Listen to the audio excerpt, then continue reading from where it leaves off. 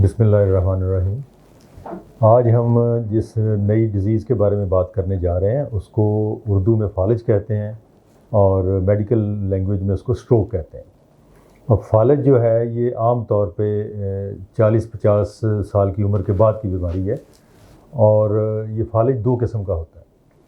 एक फालिज होता है जो खून की सप्लाई ब्रेन की जब बंद हो जाए तब होता है, और दूसरा फालिज तब होता है जब ब्रेन के अंदर को ब्लीड हो जाए। तो इसको दो मेजर हिस्सों में डिवाइड करते हैं। अब जो ब्लीडिंग वाला फालिज है वो तकरीबन 20% लोगों को होता है, और बाकी 80% जो लोगों को फालिज होता है वो खून की सप्लाई बंद होने की वजह से होता है।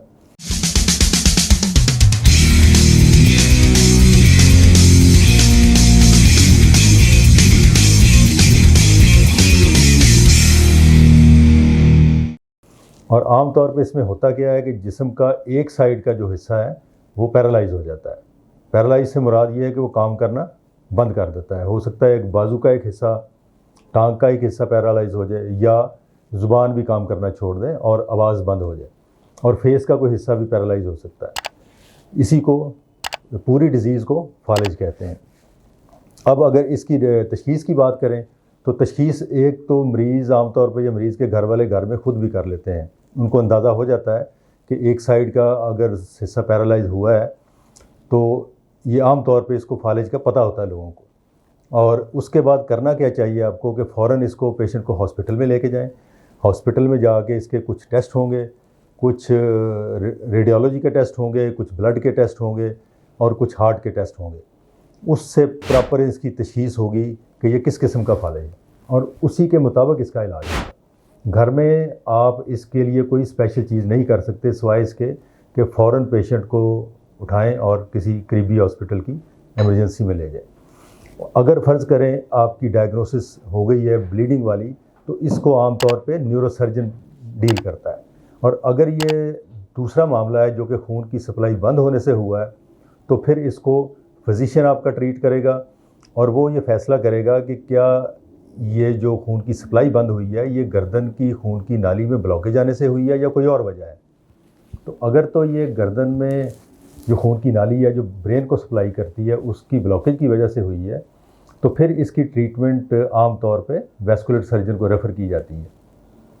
अब इसकी ट्रीटमेंट जो है वो 2-3 तरीक़ों से होती है। एक तो फालिज की स्पोर्टिव ट्रीटमेंट है, वो तो आपके फिजिशियन आपको बता देंगे कि स्पोर्टिव ट्रीटमेंट किस तरह करनी है, मरीज़ की लुक आफ्टर, नर्सिंग केयर और बाकी इसमें जो मेडिकेशन है वो किस तरह करनी है।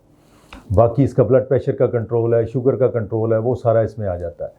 उसके बाद इसके टेस्टों से ये अंदाज़ा होगा कि आपकी ब्लॉकेज गर्दन की नाली में है, कितने परसेंटेज की है, उसने कितना इफ़ेक्ट किया है। उसके मुताबिक आपका वैस्कुलर सर्जन ये फ़ैसला करेगा कि इसका इलाज ऑपरेशन से होगा या स्टेंटिंग से होगा। आम तौर पे 2 तरीक़ों से ये ब्लॉकेज दूर किया जाता है, या ऑपरेशन से या स्टेंट से। अब इसका फ़र्क थोड़ा सा समझ लें। यूजुअली होता ये है कि मरीज़ के अटेंडेंट जब आते हैं वो कहते हैं जी आप ऑपरेशन की हमसे बात ना करें, आप इसमें कोई स्टेंट डाल दें या कोई एंजियोप्लास्टी कर दें।